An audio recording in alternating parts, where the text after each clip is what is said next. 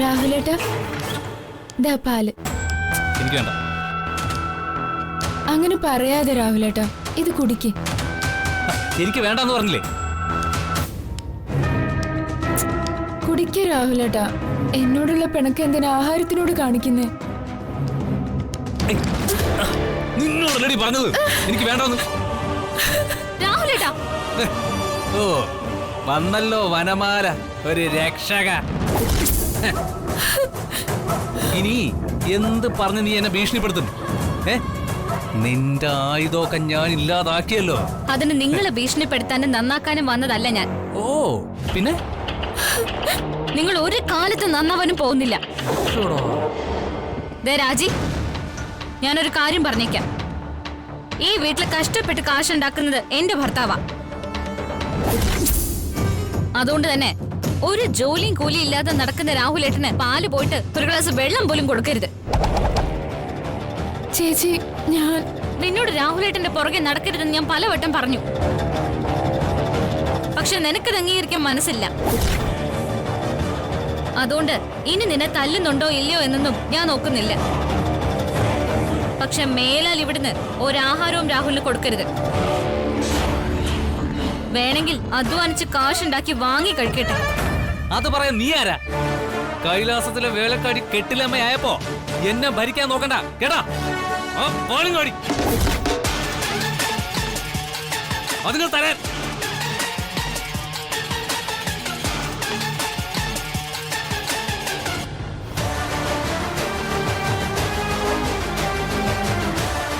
നീ എന്താ ചെയ്യുന്നത് ഞാനൊന്ന് കാണട്ടെ.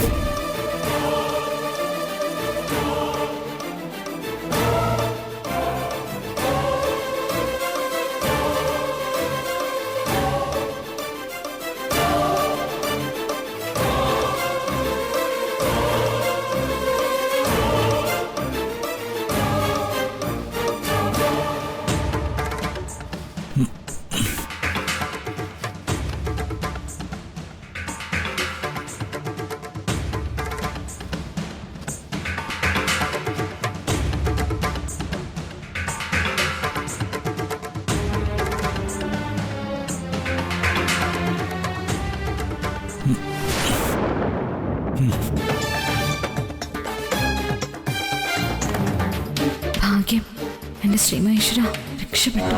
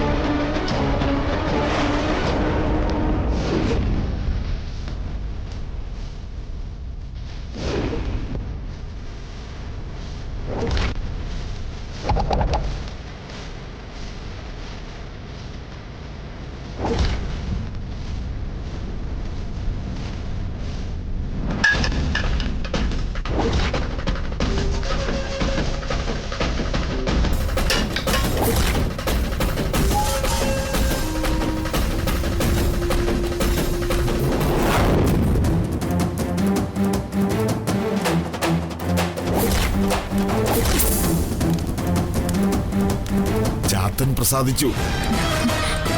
ഇനി അതിന്റെ മാറ്റങ്ങൾ കൈലാസത്തിൽ കണ്ടു തുടങ്ങും. അല്ല, തുടങ്ങിക്കഴിഞ്ഞു എന്ന് തന്നെ പറയാം. ഇനി ഗംഗ ഒന്നുകൊണ്ടും ഭയപ്പെടേണ്ടതില്ല.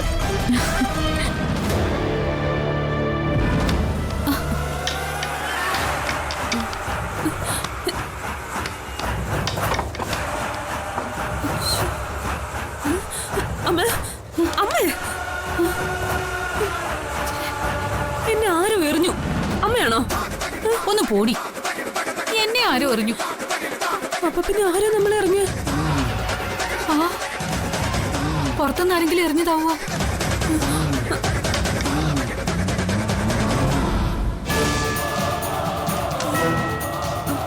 അതിന് ഈ വാതിലൊക്കെ അടഞ്ഞു കിടക്കണല്ലോ അമ്മേ. ദേ, ജനാലി അടഞ്ഞു കിടക്കണല്ലോ.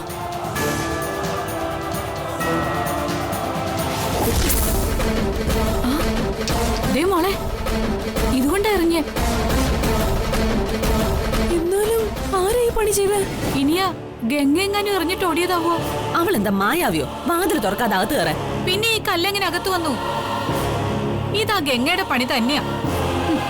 അവൾക്ക് കൂട്ടാ പ്രേതം ഉണ്ടല്ലോ. അത് ശരിയാ. നമുക്ക് എന്തായാലും ഗംഗയുടെ റൂമിലോട്ടൊന്ന് പോവാം. ശോ, അവളവിടെ ഉണ്ടോന്ന് അറിയണമല്ലോ. ഈ രാത്രിയിൽ അങ്ങോട്ട് പോണോ മോളെ? എനിക്ക് നല്ല പേടിയാവുന്നു.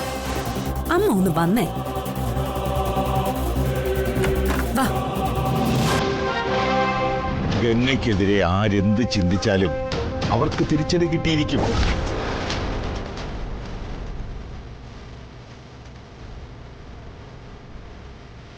അവർക്കൊരിക്കലും പ്രതീക്ഷിക്കാൻ പോലും കഴിയാത്ത തിരിച്ചടികളായിരിക്കും അത്.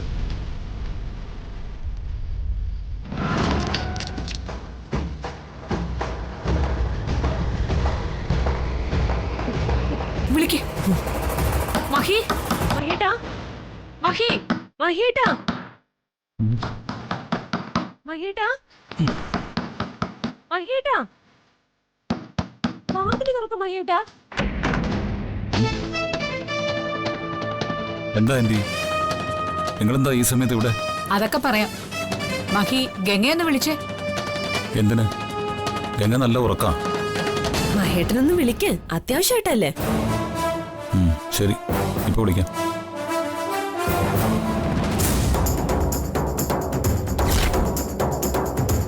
ഗംഗേ,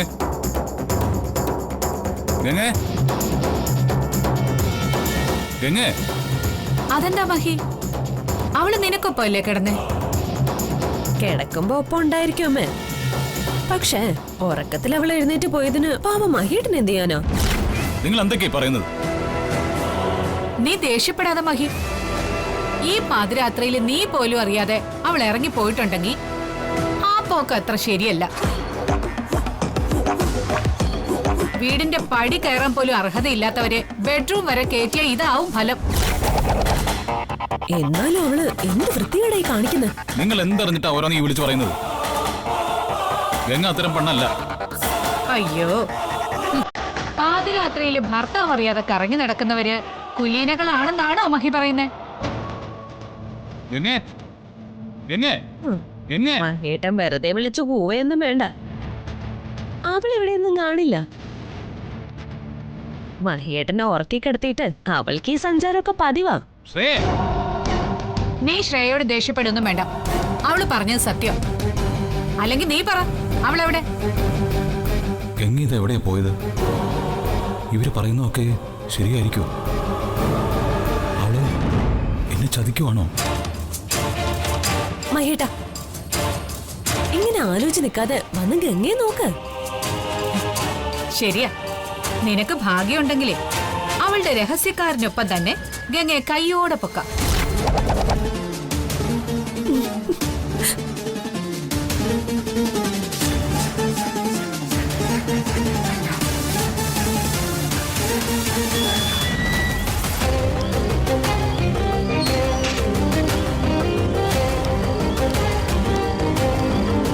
ഗംഗേ,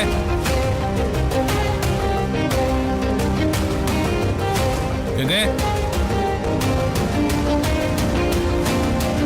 ഗംഗേ.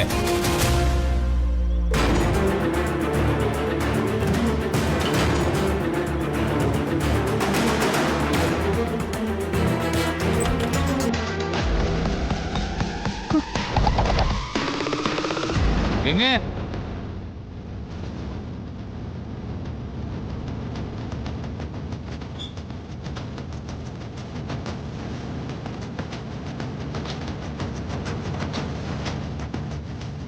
മഹേട്ടാ, ഇങ്ങനെ നോക്കൊന്നും വേണ്ട. ഗംഗ ഈ വീടിനകത്തൊന്നുമില്ല. അവൾക്ക് ഈ രാത്രി സഞ്ചാരമേ പതിവാ. ഞാൻ പലപ്പോഴും അവൾ ഇറങ്ങിപ്പോകുന്നത് കണ്ടിട്ടുണ്ട്. അനാവശ്യം പറയരുത്. നീ എന്തിനാ മഹി എന്റെ മോളോട് ചൂടാവുന്നേ? നിന്റെ ഭാര്യയുടെ സ്വഭാവം ശരിയല്ല എന്ന് പറഞ്ഞത് സത്യം തന്നെയാ. അല്ലെങ്കിൽ മഹിയേട്ടൻ തന്നെ പറ, അവളെവിടെ?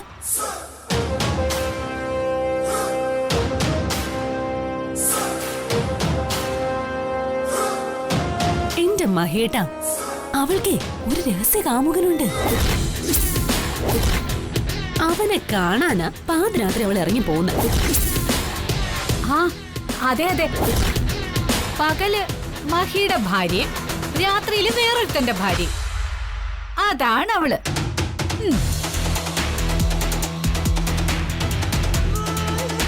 ചെറുപ്പം മുതലേ അച്ഛനും അമ്മയൊന്നും ഇല്ലാതെ വളർന്നതല്ലേ, അപ്പൊ പിന്നെ വഴിതെറ്റി പോയതിൽ അത്ഭുതമൊന്നും പറയാനില്ല.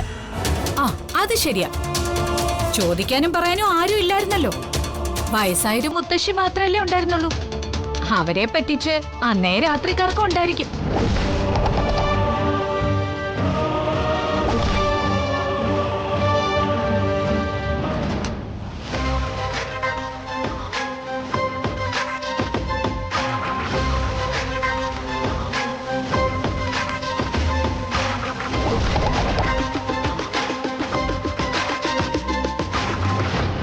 ശ്രീ മഹേശ്വര, വാതിലാരും അകത്തുനിന്ന് ലോക്ക് ചെയ്തല്ലോ. ഇനി എന്ത് ചെയ്യും? എങ്ങനെ അകത്ത് കയറും?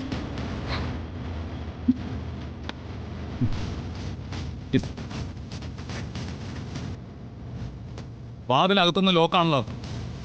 എങ്ങനെ പുറത്ത് പോയെങ്കിൽ അകത്തുനിന്ന് എങ്ങനെ ലോക്കിടും? അവളിനി വേറെ ഏതെങ്കിലും വാതിൽ വഴിയാകും പോയത്. അടുക്കള വശത്തെ വാതിലും അകത്തുനിന്ന് ലോക്കാണല്ലോ. ഇത് രണ്ടും അല്ലാതെ പുറത്തേക്ക് ഇറങ്ങാൻ വേറെ വാതിലൊന്നുമില്ല. ഗംഗ അകത്ത് തന്നെയുണ്ട്. ഈ നാശം പിടിച്ചവള് എവിടെയാണോ ഇറങ്ങി പോയത്? മോളെ, അവളിനി മോളിൽ നിന്ന് തൂങ്ങി ഇറങ്ങിപ്പോയി കാണുമോ? മണ്ടത്തരം പറയാതെ ഇങ്ങോട്ട് വാ അമ്മേ, വാ.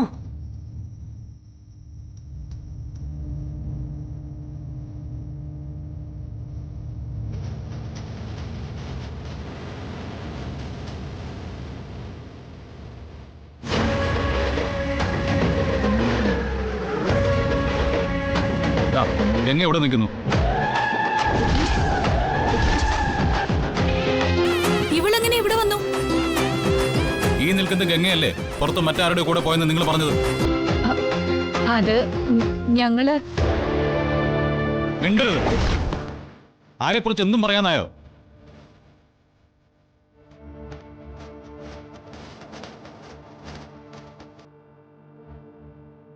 മഹിയേട്ടാ, ഇതെന്താ ഇവിടെ?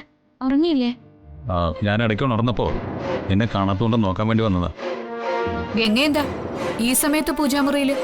കുടുംബത്തിന്റെ നന്മയ്ക്കും ഐശ്വര്യത്തിനും വേണ്ടിയുള്ള പൂജയിലായിരുന്നു. ഇത് ബ്രഹ്മമുഹൂർത്തത്തിൽ തന്നെ വേണം ചെയ്യാൻ. ബ്രഹ്മമുഹൂർത്തത്തിൽ കുളിച്ചേറനായി ശ്രീ മഹേശ്വരനെ പൂജിക്കായിരുന്നു.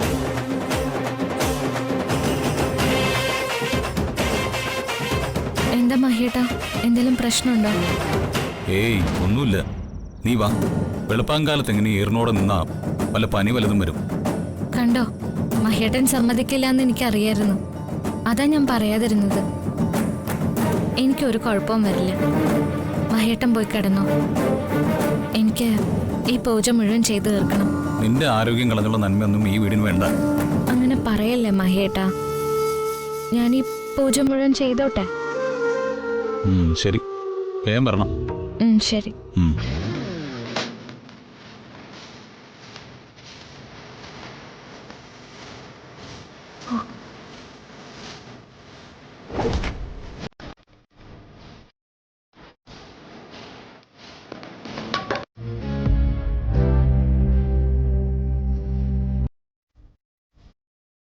ഗൗരി ചേച്ചി വന്നില്ലായിരുന്നെങ്കിൽ ഇന്ന് തന്നെ അവരെല്ലാം കൂടി എന്നെ വീട്ടിൽ നിന്ന് പുറത്താക്കിയേനെ. നിനക്ക് അങ്ങനെ ഒരു അവസ്ഥ വരാൻ ഞാൻ സമ്മതിക്കില്ല ഗംഗേ.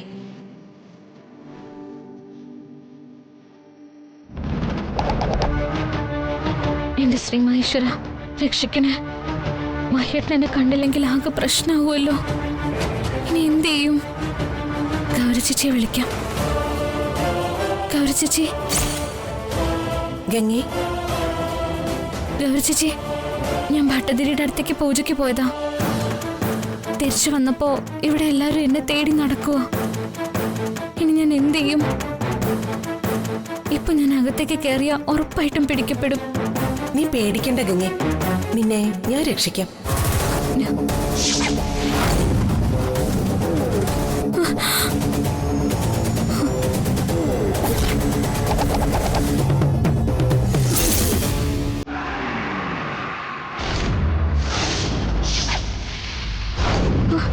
ഗംഗ, അകത്ത് കയറി പ്രാർത്ഥിച്ചു നിന്നോളൂ. എനിക്ക് അകത്തേക്ക് കയറാൻ പറ്റില്ലല്ലോ, അതാ ഇവിടെ നിർത്തിയത്. ശരി ചേച്ചി.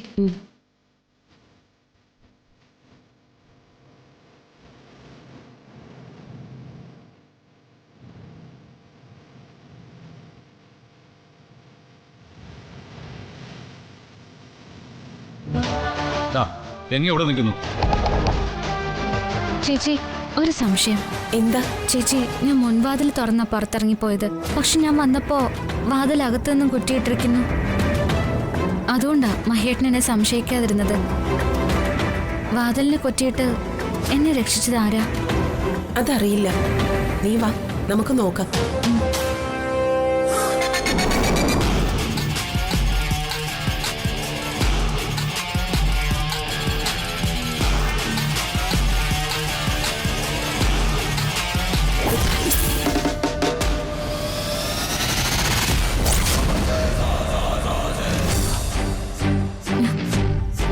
ചേച്ചി, ഇത് അത് മാറ്റി പിടിക്കേ. എനിക്ക് അതിന്റെ അടുത്ത് നിൽക്കാനാവില്ല. എന്താ ചേച്ചി ഇത്? ഇന്ന് നീ ഭട്ടതിരിയുടെ അടുത്ത് ഉഗ്രമൂർത്തിയായ ചാത്തനെ ഉപാസിച്ച് പൂജ നടത്തിയില്ലേ? അതിൽ പ്രസാദിച്ച് നിന്റെ രക്ഷയ്ക്കായി ചാത്തൻ എത്തിയിട്ടുണ്ട്. ആ സാന്നിധ്യ ഇതിൽ നിന്നും അറിയുന്നത്.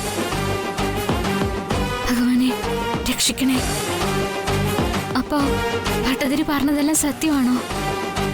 അതെ, ഉഗ്രമൂർത്തിയ ഗംഗെ, നിന്റെ ഭക്തിയും ഉപാസനയും ആത്മാർത്ഥമായതുകൊണ്ട് നിന്നിൽ പ്രസാദിച്ചിരിക്കുന്നത്. അനിഷ്ടം വരുന്നതൊന്നും നിന്റെ ഭാഗത്തു നിന്നും ഉണ്ടാവരുത്. പെട്ടെന്ന് പ്രസാദിക്കുന്നവർ പെട്ടെന്ന് കോപിക്കുകയും നശിപ്പിക്കുകയും ചെയ്യും. അത് മറക്കണ്ട. ഞാൻ ശ്രദ്ധിച്ചോളാം ചേച്ചി.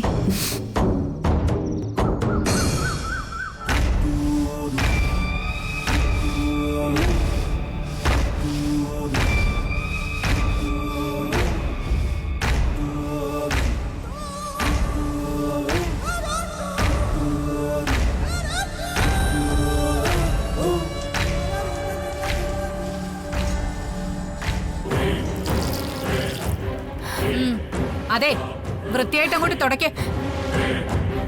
എന്താണ് നോക്കുന്നേ? മര്യാദയ്ക്ക് ആന്റി പറയുന്ന പോലെ തുടക്കാൻ നോക്കണി. എനിക്കിങ്ങനെ ഇരിക്കാൻ വയ്യ രാഹുലേട്ടാ, നല്ല വേദനയുണ്ട്. അയ്യോ, കുറച്ചങ്ങോട്ട് വേദനിച്ചോട്ടെ.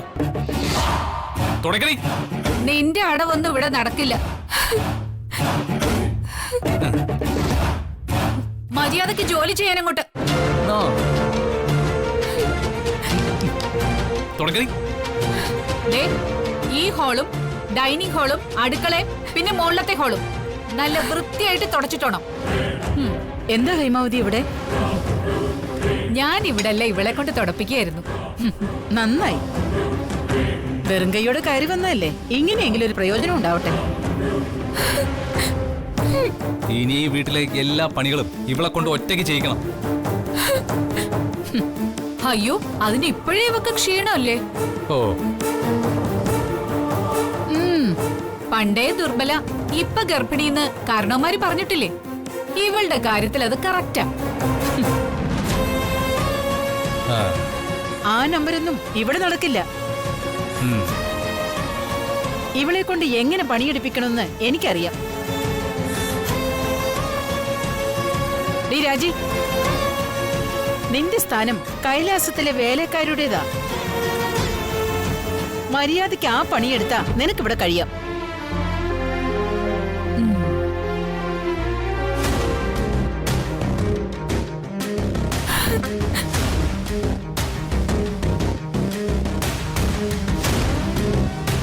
നാത്തും വിഷമിക്കണ്ട. ഇവളെ കൊണ്ട് പണി എടുപ്പിച്ച് നല്ലൊരു വേലക്കാരിയാക്കി ഞാൻ മാറ്റിയെടുക്കും.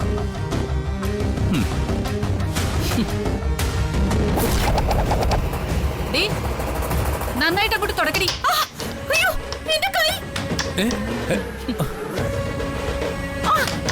അയ്യോ, എന്റെ കഴുത്തും കല്ല് വീഴുന്നുണ്ട്. അയ്യോ അയ്യോ അമ്മേ അയ്യോ, അയ്യോ അയ്യോ എറിയല്ലേ അയ്യോ, അയ്യോ, അയ്യോ,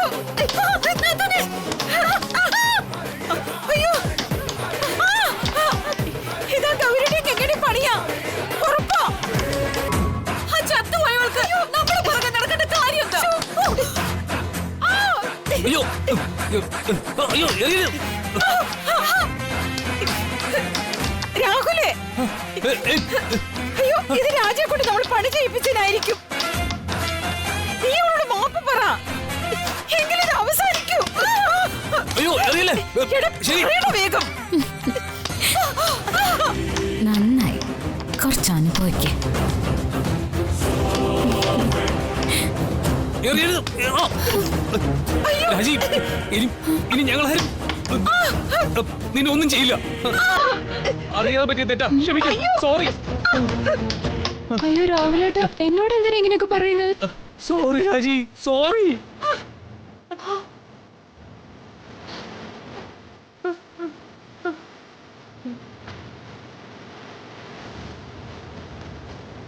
എന്താ രാവിലേട്ടാ ഇത്? ഒന്ന് കേറി പോടി, പോവോ.